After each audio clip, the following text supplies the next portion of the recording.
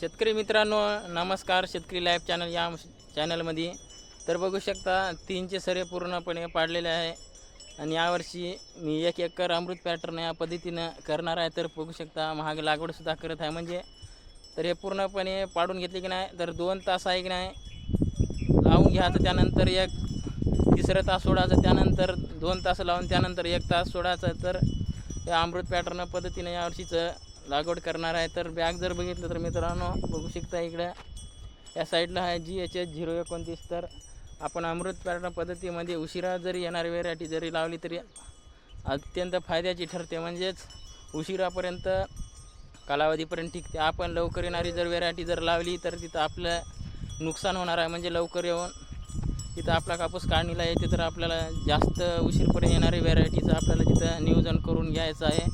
तर इकडं साईडला सरे मारणं चालू आहे, तिकडं मारणं चालू आहे, तिकडं लागवड. तर अशा पद्धतीनं शेतकरी मित्रांनो यावर्षी अमृत पॅटर्न या पद्धतीनं लागवड करणार आहे. तर पहिलं वर्ष आहे मित्रांनो, तर पहिला अनुभव आहे सर. तर यावर्षी तर एकरी 15 ते 20 क्विंटल कापसाचं उत्पन्न निघते. तर आपण खरंच बघू द्या, खरंच एकरी 15 ते 20 क्विंटल उत्पन्न निघते का.